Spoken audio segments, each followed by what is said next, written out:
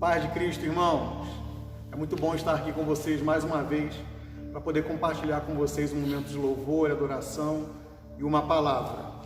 Nesse momento, a nossa irmã Monayara vai compartilhar com vocês um texto bíblico aqui, muito importante para esse dia, para essa data. Se encontra em João 3, verso 16, que diz assim: Porque Deus amou o mundo de tal maneira que deu o seu Filho unigênito, para que todo aquele que nele crê não pereça, mas que tenha a vida eterna. Vamos passar um momento de louvor e adoração agora. Eu queria te convidar, de onde você estiver, a se envolver, a se entregar, a se dedicar a Deus, a Ele que é digno de todo o nosso louvor. Amém? Vamos lá.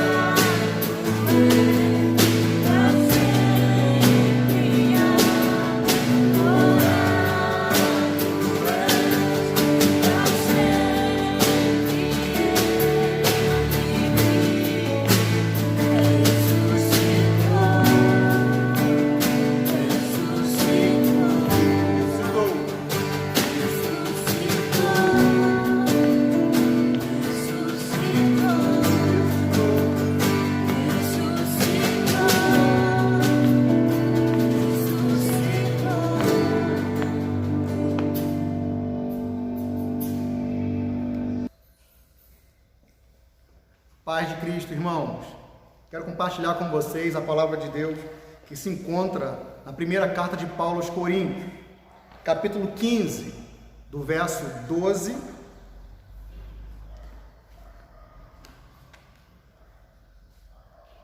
ao verso 20. Primeira carta de Paulo aos Coríntios, capítulo 15, do verso 12 ao verso 20.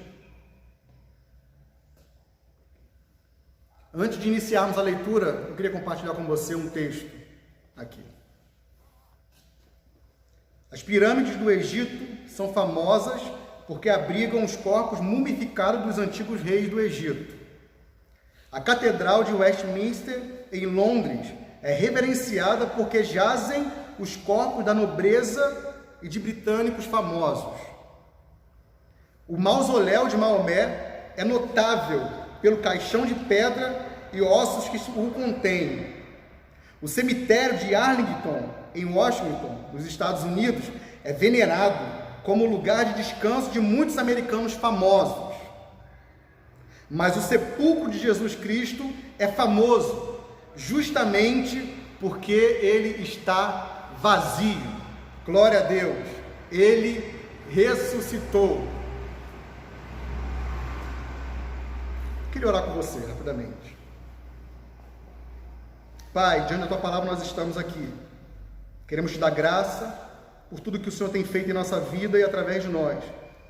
Que esse momento te honre e que o Senhor fale ao nosso coração, para a glória do teu nome.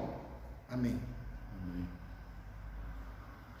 Nessa noite nós comemoramos uma data muito importante, talvez a data mais importante para o cristianismo, a Páscoa. A Páscoa é uma festa de tradição cristã, que todos nós comemoramos. Todos nós de alguma forma comemoramos. Alguns compram ovo de Páscoa, chocolate e comemoram talvez sem saber, mas todos nós comemoramos essa data importante, essa data que representa para a tradição cristã salvação. E nós vamos falar nessa noite um pouco disso, sobre salvação, sobre essa salvação proposta de Cristo à nossa vida. E eu queria compartilhar o texto que eu disse no início com vocês. 1 Coríntios 15, do verso 12 ao verso 20. O verso 12 diz assim: ora, se prega que Cristo ressuscitou dos mortos, como dizem alguns dentre vós que não há ressurreição dos mortos. Verso 13: e se não há ressurreição de mortos, também Cristo não ressuscitou. E se Cristo não ressuscitou, logo é vã a nossa pregação e também a nossa fé. Antes de continuarmos esse texto foi escrito por Paulo há 2000 anos atrás, em um contexto completamente diferente do nosso, digamos, de cultura, mas a ideia do pensamento hoje nós ainda vemos. Quando Paulo escreve essa carta aos Coríntios, a igreja de Corinto está passando por um desafio, onde algumas pessoas estão começando a deixar de crer naquilo que Paulo havia pregado para elas. E o que é que Paulo havia pregado para elas? Que Cristo morreu e ao terceiro dia ressuscitou. E a ressurreição de Cristo era a garantia da salvação daquele povo. A ressurreição de Cristo fisicamente era a garantia de que todos os outros cristãos em Cristo Jesus iriam ressuscitar. E no meio da igreja de Corinto, pensando no seu contexto, existem dois povos. A igreja era composta de judeus e de gregos, ou seja, de gentios. Os judeus, alguns deles, não acreditavam, não criam na ressurreição do corpo. Os saduceus eram essa classe em específica. Eles não acreditavam na ressurreição do corpo. Para eles era impossível essa ideia de que alguém pode morrer e depois do seu corpo apodrecer, ter novamente o seu corpo ressuscitado.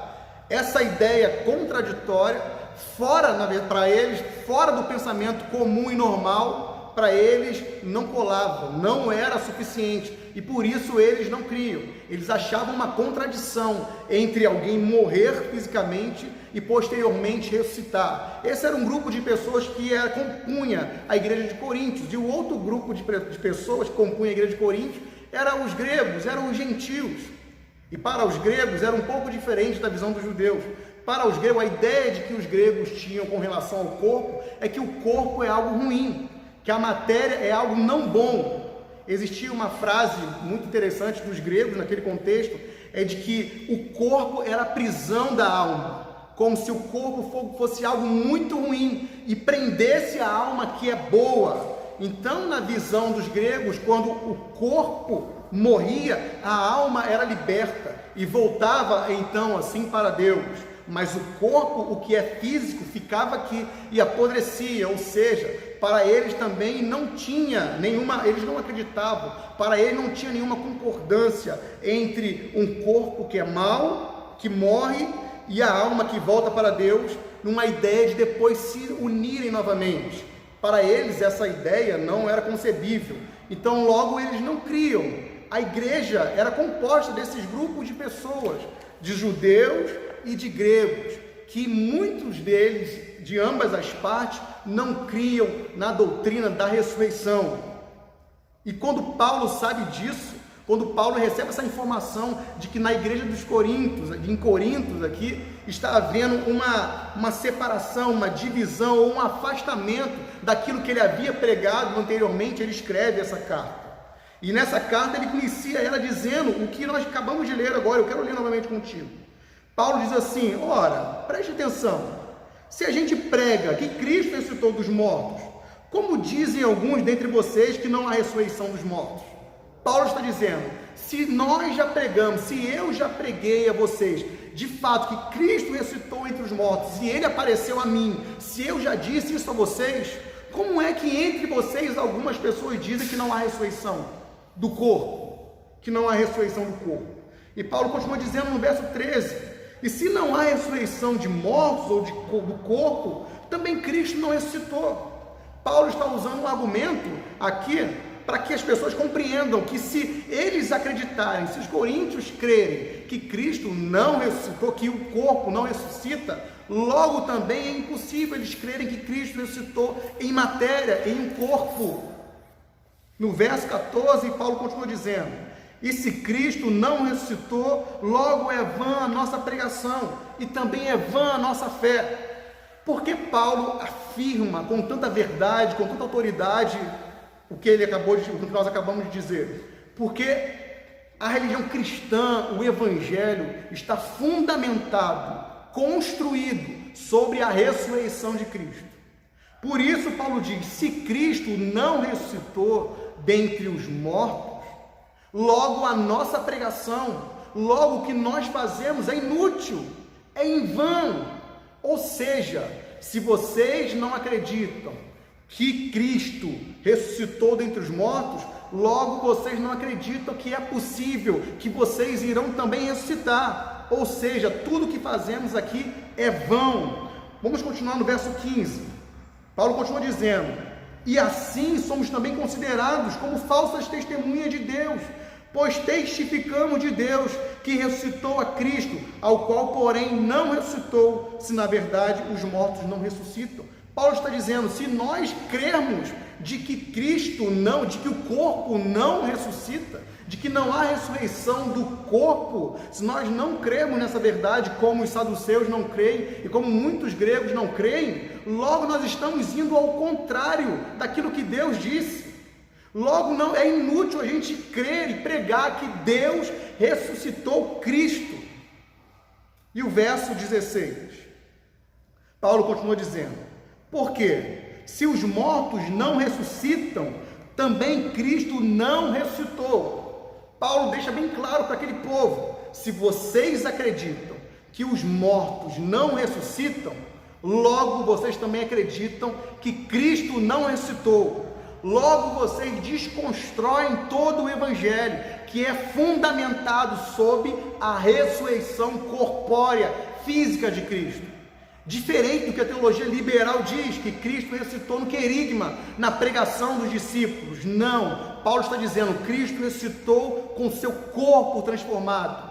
Ele ressuscitou de fato dentre os mortos. E preste bem atenção no que vocês estão dizendo, Paulo diz. Se vocês creem, ou se vocês concordarem com esse povo, de que não há ressurreição de mortos, logo vocês dizem que Cristo também não ressuscitou. E se Cristo não ressuscitou, é vã a nossa fé, e ainda permaneceis nos vossos pecados. Paulo está dizendo, se Cristo não ressuscitou dentre os mortos, a nossa fé é vã. O que nós fazemos por crer é vão. E de fato ainda estamos mortos e presos em nossos pecados, se Cristo não ressuscitou dos mortos. Verso 18, Paulo continua dizendo, e também os que dormiram em Cristo estão perdidos. Paulo continua dizendo, aqueles que morreram crendo em Cristo.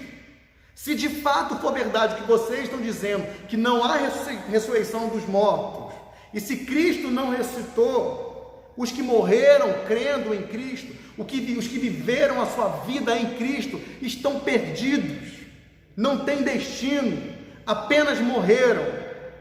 Verso 19, Paulo diz uma verdade muito importante.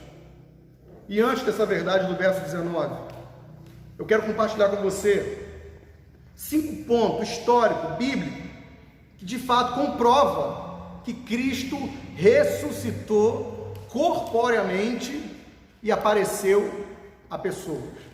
Eu quero compartilhar com você a primeira prova da ressurreição de Cristo, a primeira prova de que Ele de fato ressuscitou dentre os mortos fisicamente, é que as primeiras testemunhas da ressurreição de Cristo foram as mulheres, como diz em Mateus 28, do 1 ao 10.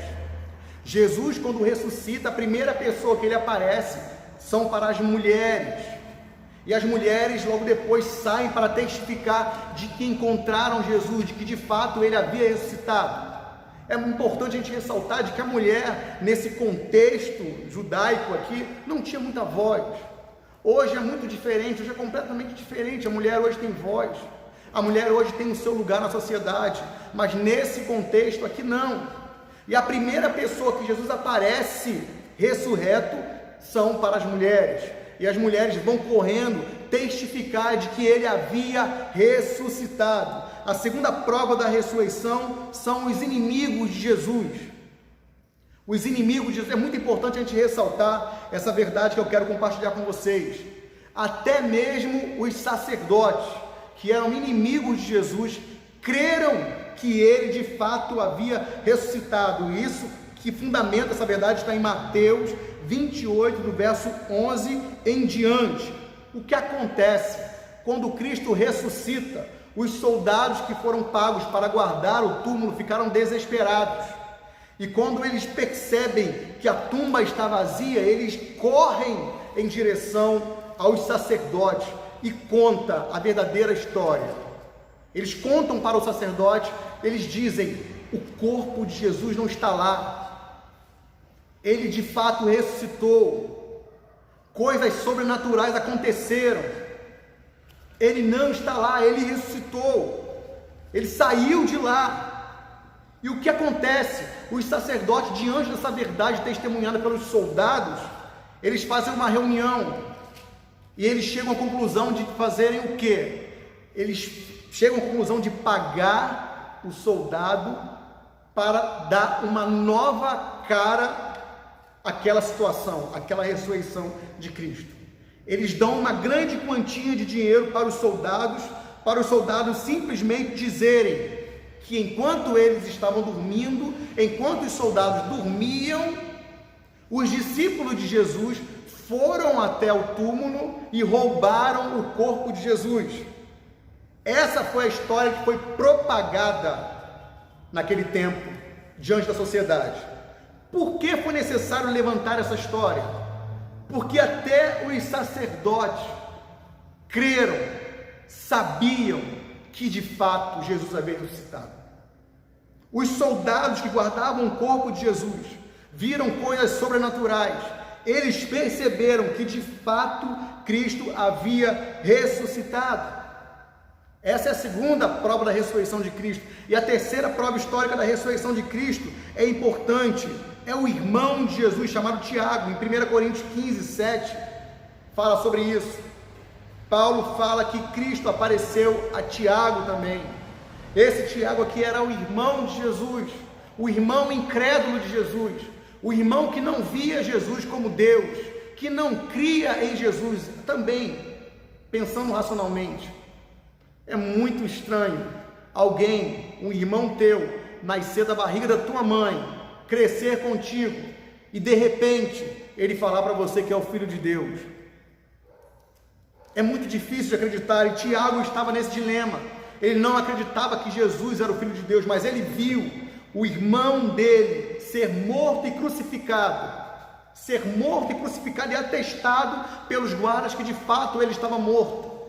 Ele viu, ele percebeu, ele soube que o irmão dele foi enterrado e preso em uma tumba. Mas depois, Jesus também aparece a Tiago, a seu irmão, que depois desse encontro com o seu irmão ressurreto, ele percebe, ele crê que de fato Jesus não era apenas o seu irmão por parte da sua mãe, mas era de fato o Filho de Deus. E Tiago passa então a crer e a viver e a sair e a proclamar essa salvação por meio de Cristo Jesus. Essa é a quarta prova da ressurreição de Jesus. A terceira prova é aquela, essa é a quarta prova que eu quero compartilhar com você agora.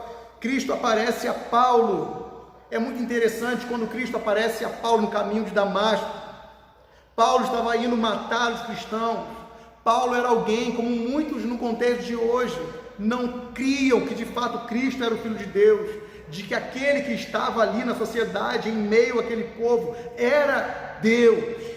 Paulo então, para acabar com a raça desse povo que cria em Jesus, que alguns tinham visto Cristo ressurreto, ele vai em direção àquele povo para capturar e matar, e no caminho, com o seu coração pronto e preparado para ferir até a morte aqueles servos de Deus, Jesus aparece para ele.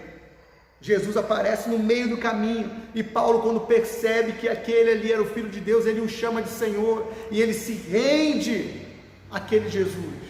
E Paulo, a partir de então, ele passa a seguir a Cristo, ele passa a viver por Cristo, ele passa a passar tempo com Cristo, sendo discipulado por Cristo, até que depois de um tempo ele sai para proclamar o Evangelho, e ele dedica toda a sua vida com base na ressurreição de Cristo, com base naquilo que ele mesmo havia experimentado com os seus olhos. Ele mesmo havia visto Cristo ressuscitado, e ele sai e prega isso para o mundo todo. Paulo perde ou ganha a sua vida fazendo apenas isso, pregando, informando a todos que de fato Cristo havia ressuscitado, até por fim ele morrer, sendo decapitado, simplesmente porque crer que Cristo, por pregar que Cristo de fato havia ressuscitado e havia aparecido para ele.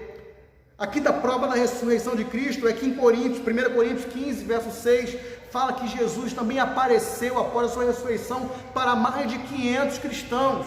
E Paulo diz que naquele contexto que muitos daqueles irmãos que Jesus havia aparecido ainda estavam vivos ali, ou seja, os coríntios, Paulo pregando isso para os coríntios, Paulo está dizendo: se vocês não creem, se vocês não viram Cristo ressuscitado, estão em dúvida, procure os irmãos, procure fulano, que Jesus apareceu para eles, que eles são prova de que Cristo de fato ressuscitou. Essas são as provas, essas são as evidências de que Cristo de fato ressuscitou, porque o Evangelho está fundamentado. A ressurreição de Cristo, ela de fato é a garantia da salvação. Se nós não cremos no corpo, que o corpo irá ser ressuscitado, nós não cremos que Cristo então ressuscitou. E essa doutrina da ressurreição, de que nós teremos um corpo transformado, de que Ele, pelo seu poder, nos ressuscitará como Cristo foi ressuscitado. Se nós não cremos nessa verdade, é vã nossa fé. Se nós não entendemos essa verdade, por que nós nos reunimos? Então, que fique claro, como Paulo queria deixar claro para os coríntios, de fato Cristo ressuscitou. E a ressurreição dele é a certeza, é a garantia de que nós iremos ressuscitar também. E Paulo conclui no verso 19, Paulo termina dizendo essa perícope: se esperamos em Cristo só nesta vida, somos os mais miseráveis de todos os homens. O que Paulo conclui dizendo? Se você não crê na ressurreição do corpo, se você não crê que você, como cristão, como servo de Deus, após a morte, mesmo após a morte, o teu corpo será ressuscitado para viver eternamente com Cristo, como você é, como eu sou, o Léo aqui, físico, que você me vê, eu terei o meu corpo, esse mesmo corpo transformado. E se eu não creio nisso, se eu não creio que há uma ressurreição após a morte, se eu não creio que há uma vida prometida por Deus após a morte, aquela vida pela qual muitos morreram, a vida pela qual muitos discípulos deram a sua vida, muitos cristãos continuam hoje dando a sua vida por essa causa, por essa verdade. Se eu não crer que existe uma vida, que Cristo vai nos ressuscitar para com Ele morar, se eu espero viver ou experimentar Cristo somente nessa vida, se eu espero apenas viver Cristo nesse tempo aqui, no meu corpo, no meu encontro na comunidade, se eu espero ter Cristo somente nesses momentos, Paulo me considera os mais miseráveis de todos os homens. Paulo está dizendo: se você não crê na ressurreição, que é o fundamento do Evangelho, que é a garantia da salvação, se você não crê nessa verdade central das Escrituras, nessa verdade central da pregação de Jesus, mesmo antes dele morrer, ele dizia que morreria, mas voltaria ao terceiro dia. Se você não crê nessa verdade, você é o mais miserável dentre os homens. Há uma esperança, irmãos. Há uma esperança. A Páscoa fala sobre isso.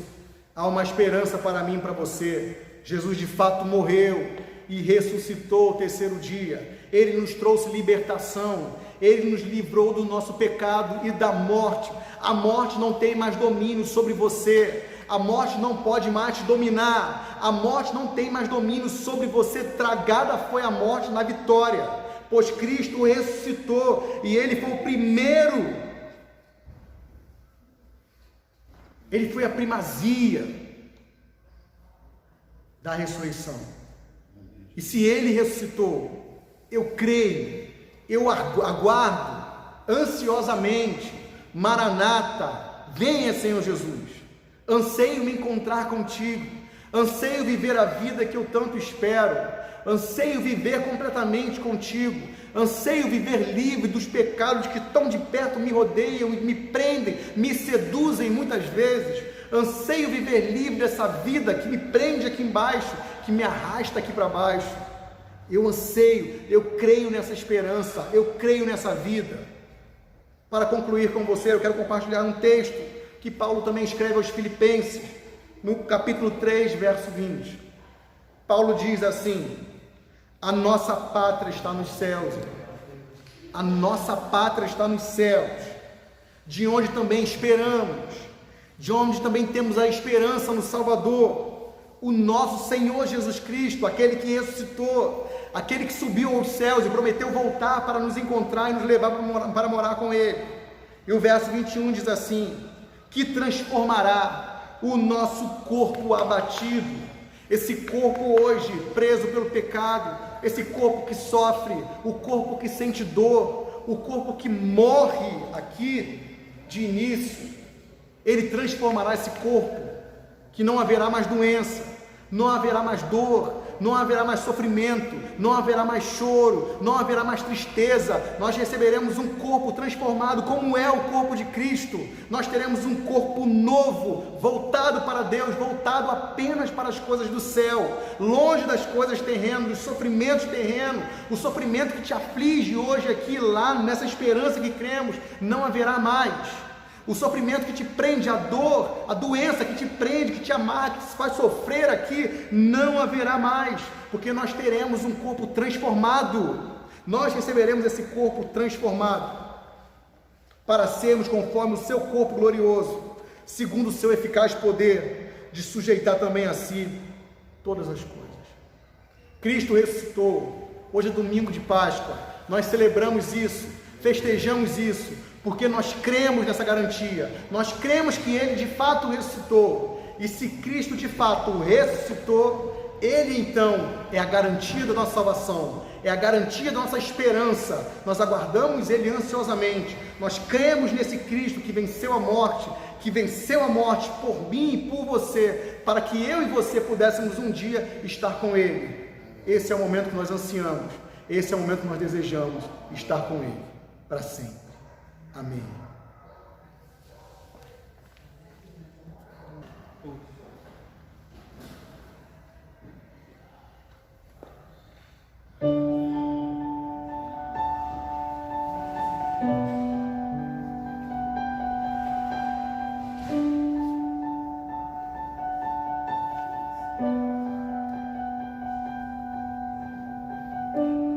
Nesses dias de desespero,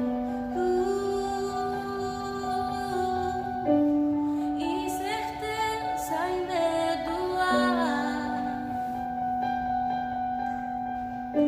em uma salvação eu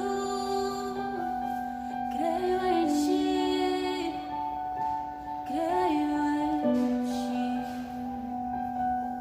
Acredito em Jesus Cristo, acredito em Deus o Pai, acredito no Santo Espírito, que nos vida nova traz.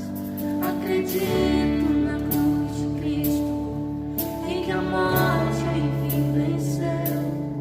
Acredito que ressurreto, muito em breve voltará. Creio em Ti.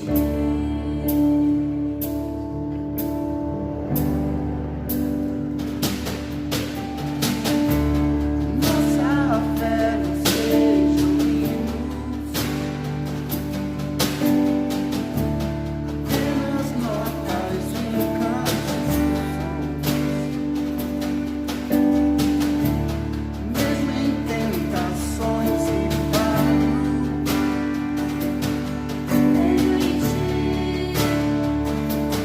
creio em Ti. Acredito em Jesus Cristo, acredito em Deus o Pai, acredito no Santo Espírito, que nos vida nova traz. Acredito na cruz de Cristo, em que a morte enfim venceu.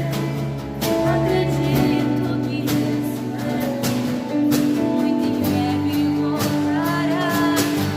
Perdido encontro perdão, pois agora aqui o amor venceu. E da igreja viva o deserto, creio em Ti, creio em Ti. As cadeias não prevaleceram, pois o véu rasgou e veio ao chão. Seu amor não voltará em vão. Creio em Ti, creio em Ti. Acredito em Deus o Pai, acredito no Santo Espírito, que nos vida nova traz. Acredito na cruz de Cristo, em que a morte enfim venceu.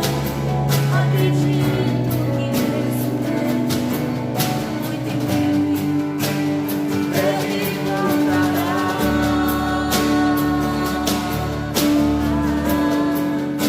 Em breve voltará.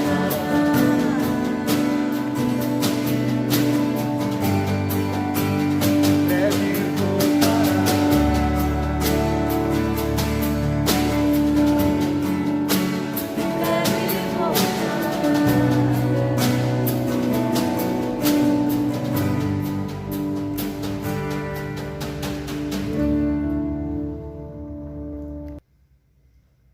Paz e a graça do nosso Senhor, Salvador Jesus Cristo, para os irmãos. Amados, hoje é um dia muito alegre, feliz para todos os cristãos. Foi o dia em que Jesus ressuscitou. E muitos hoje comemoram a Páscoa com ovo. É muito bom um ovinho de Páscoa, reunir a família, é ótimo. Mas o símbolo da Páscoa nos fala sobre a graça salvadora de Deus com o povo de Israel, que estava cativo, escravizado pelos egípcios. Então é por isso que Deus, ele viu o sofrimento do seu povo e manifestou o desejo de liberar aquele povo. Por quê? Porque a Páscoa contém um rico simbolismo profético a falar de Jesus Cristo. Ensina explicitamente a festa judaica, são sombra das coisas futuras. A redenção pelo sangue de Jesus Cristo. Os seguintes itens que nós fazemos lembrar a todos o Salvador do seu propósito para conosco. É salvar a humanidade. Então Cristo, ele foi crucificado numa cruz. Ele deu a sua vida por mim, por cada um de nós que hoje servimos ao Senhor em igrejas diferentes. Então é por isso que se comemora esse dia da Páscoa. É o dia que Jesus Cristo reuniu os seus discípulos e deu vontade dele comemorar com eles a Páscoa. Pão, sangue. Então ficou assim direcionado, porque a Páscoa é uma festa sagrada da primavera que relembrava o fato histórico da saída do povo de Israel do Egito, e eles conclamavam a passagem do anjo que vinha destruir a terra. O anjo vinha destruir a terra casa dos casos, mas os judeus, eles sempre, com a orientação de Deus, devido ao seu sangue que eles passavam nos portais, aspergiam o sangue nos portais, nos potentes suspeitos às portas das casas dos judeus. E a crucificação de Cristo ocorreu no dia da proposição da Páscoa. João 19,14, ele nos ensina que o nosso Senhor, ele veio para salvar a humanidade. Então é por isso que comemora-se a Páscoa, que é a ressurreição de Jesus Cristo. Então é por isso que hoje nós estamos nesse problema da epidemia, com as igrejas fechadas aqui em Paracambi, mas a igreja de Jesus ora em casa. As igrejas de Jesus ora buscando a presença de Deus. É por isso que nós estamos aqui hoje relembrando que a Páscoa é muito bom, o ovo, o coelhinho é muito bom, mas o importante desse dia é a ressurreição de Jesus Cristo, aquele que deu a sua vida por cada um de nós que hoje estamos vivendo aqui na face desta terra. Então o nosso propósito é sempre estarmos orando, sempre estar buscando, porque a palavra de Deus nos fala: buscar-me-eis e me achareis, por buscar de todo o vosso coração. Então é por isso que nós estamos nesse propósito de sempre louvar a Deus, porque o pastor Leonardo, ele já trouxe a palavra, já esteve o louvor, e nós que estamos aqui hoje na Igreja Pentecostal da Bênção de Deus, glorificando o nome do Senhor Deus Todo-Poderoso, Criador dos céus e da terra. A honra, a glória, o louvor e a majestade pertence a Deus. Toda a honra pertence ao Senhor, não a pessoas, não a homens, não a pastores, mas ao Senhor nosso Deus. Então é por isso que a Páscoa, relembramos sempre que é o livramento que Deus deu para o povo que estava na escravidão lá no Egito com os egípcios. Então é por isso que nós comemoramos. Os cristãos, os que são de Deus, comemoram esse dia com grande alegria, com grande galardão, porque Jesus Cristo, ele não morreu, ele está vivo, está sentado ao lado de Deus Pai Todo-Poderoso, e foi para nos liberar para todos nós a presença do Espírito Santo. Amém. Agora, neste momento, amado, nós vamos entrar num período, uma oração com a pastora Amélia, minha esposa, vai estar orando por todos que não puderem estar aqui na igreja, em nome de Jesus. Pessoal dos irmãos em Cristo Jesus, né? Porque antes da oração, irmão, eu vou falar uma palavra que Deus me deu no meu coração, hoje de manhã. Ele diz por tudo isso que está acontecendo aqui no mundo, né, no universo, porque não é só em Paracambi, nem só no Rio de Janeiro, mas é sim no Brasil inteiro e no universo.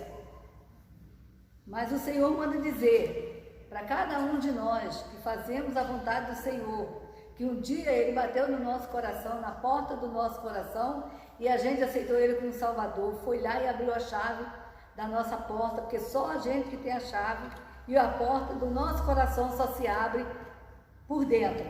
Então um dia Ele tocou no meu coração e eu fui lá abrir a porta. Isso já faz 35 anos e eu sou muito alegre com Jesus, porque eu sei, se até hoje nós não estamos pegando esse vírus, porque nós sabemos que nós somos uma pessoa que é guardada por Deus. E sinta você também que está em casa, que vai ouvir essa gravação, porque a igreja nenhuma está aberta para poder a gente conversar com os irmãos, abraçar, beijar, mas isso não quer dizer que nós não amamos os irmãos. Nós amamos os irmãos, mesmo estando longe, mas nós estamos perto, porque nós estamos pensando nele. E o Senhor me deu no meu coração essa mensagem, que é pequenininha, mas que diz assim, é Isaías 43, 11, que diz: eu sou o Senhor, e fora de mim não há Salvador. Eu anunciei, eu salvei, e eu fiz ouvir. E Deus estranho nenhum há entre vós, pois vós sois a minha testemunha, diz o Senhor, eu sou Deus. Ainda que houvesse dia, eu sou, e ninguém há que possa fazer escapar das minhas mãos. Operando eu, quem vai impedir? Então o Senhor nos diz aqui que tudo aquilo que Ele quer que aconteça, acontece. Ele não é homem, nem filho do homem para mentir. Nós sabemos que o Senhor Jesus, Ele é um Deus todo-poderoso. O Senhor Jesus recebeu a ordem de Deus para vir a esse mundo por mim e por você. Então, irmão, você que está aí do outro lado da câmara, você vai orar junto comigo, porque nós sabemos que hoje é um domingo especial, é um domingo que muitos acham que é um domingo de Páscoa por causa do ovo de Páscoa, por causa do ovo de chocolate, o ovo do coelhinho, porque eu nunca vi dizer que coelho bota ovo, mas nós sabemos que para eles venderem, eles enganam muito. E nós sabemos que o doce do chocolate tem que estar nos nossos corações, tem que estar no amor que a gente tem por cada um dos irmãos. Então, irmão, vocês que estão aí, vão orar comigo. Feche os teus olhos nesta hora, né? Se você tem algum irmão do teu lado, pede também para fechar os seus olhos e orar comigo, porque precisamos de muita oração. Porque Deus falou, né? Se Ele botar alguma coisa para acontecer na terra, ou até mesmo permitir que aconteça, é porque Ele é um Deus todo-poderoso. Mas esse Deus, Ele nos livra de muitos males. Feche os teus olhos agora e vamos orar. Senhor Deus todo-poderoso, Deus de poder e Deus de glória, nesta hora eu te peço, meu Pai, nesses tempos difíceis que estamos passando, nós sabemos, Senhor, que nada acontece que o Senhor não permitir. Mas, Pai, eu entrego a igreja pentecostal da bênção de Deus nas tuas mãos. Não o templo, Pai, mas as pessoas, Senhor. Porque foi assim que o Senhor permitiu. Que a gente saísse de 4 paredes e fosse para a rua. Essa é a igreja de Jesus. Não pode ficar parada dentro do templo. Mas sim, foi chamado a igreja para fora, para pregar a tua palavra, para falar da tua misericórdia, para mostrar o teu amor, assim como o Senhor teve por mim o Senhor também quer ter por cada um daqueles que não te aceitaram como Salvador. Pai, em nome de Jesus eu te peço, faça o teu mover neste mundo, Pai, porque muitos não estão vindo na igreja por causa da necessidade de estar fechada, mas em casa eles têm que ir buscar, têm que orar, têm que falar na sua palavra, através de um telefone, através de uma mensagem. Pai, em nome de Jesus eu te peço, guarda, protege o teu povo, Pai, porque eu sei que aqueles que é escolhido por ti, guarda a tua mensagem, guarda a tua palavra, para que a gente não venha pecar contra o Senhor. Pai, em nome de Jesus eu te peço, Senhor, em nome de Jesus, porque o Senhor é o Deus de perto, é o Deus de longe, Pai, é aquele Deus que quando nós pedimos, o Senhor está no mesmo lugar, em todos os lugares ao mesmo tempo, e é por isso que eu te peço, meu Pai, em nome de Jesus, seja o Senhor dessas vidas que estão lá fora, Pai, às vezes até fazendo coisa que não é do teu agrado. Quantos crentes se desviando, Pai, quantos, Senhor, fazendo coisas que não te agradam. Eu sei, Pai, porque nós somos carnais e essas coisas cheiram mal a nossa narina. Imagina, Senhor, ao teu nariz como é que está, Pai. Então, em nome de Jesus eu te peço, Senhor, que as tuas misericórdias, Pai, venha descer sobre a tua igreja, Pai. Não só a igreja pentecostal, mas as igrejas tuas que estão no Brasil inteiro, que estão no mundo inteiro, Pai, em nome de Jesus, porque essa terra, Senhor, ela perto do Senhor, ela fica pequena. O Senhor diz que a terra cabe na palma das tuas mãos. Olha, Pai, como o Senhor é grande, e é esse Deus grande, poderoso, que eu estou clamando nesta hora. Vai de encontro, Pai, os teus servos, as tuas servas, aqueles que não te conhecem ainda, que através, Senhor, dessas mensagens, eles possam vir correndo para os teus pés, venha correndo, abrir a chave do coração, para que o Senhor entre e faça morada, Pai. Em nome de Jesus eu te peço, eu entrego, Senhor, cada uma das vidas que te pertence nas tuas mãos, Pai, porque o diabo não tem poder sobre as nossas vidas, porque nós fomos feitos, feitura tua, Pai, imagem tua, Senhor, e é por isso que eu te peço, meu Pai, em nome de Jesus, toma a tua igreja nas tuas mãos, toma a tua noiva, Pai, que nós estejamos preparadas quando tu vir buscar a tua igreja, Senhor. Eu não sei se vai ser agora, se vai ser amanhã ou depois, porque os 1000 anos para o Senhor é um dia, e eu creio nesse Deus Todo-Poderoso. Em nome de Jesus eu te peço, receba, o meu clamor, que não fique debaixo desse teto, mas chegue no trono da tua graça, e o Senhor venha enviar a resposta, Pai, àqueles que precisam, que necessitam, Senhor, em nome de Jesus. Obrigado, meu Pai, muito obrigado por essa oportunidade. Continua conosco, Pai, não só hoje, mas para sempre, em nome de Jesus. Amém. Gravando. Amados, nós recebemos a oração da pastora Amélia. Neste momento, eu estou orando aqui, pedido de oração na caixinha, e a palavra de Deus nos fala que a misericórdia do Senhor são a causa de não sermos consumidos. Então, firme o teu pensamento onde você estiver neste momento. Vamos estar orando agora. Senhor, eu te graço neste momento.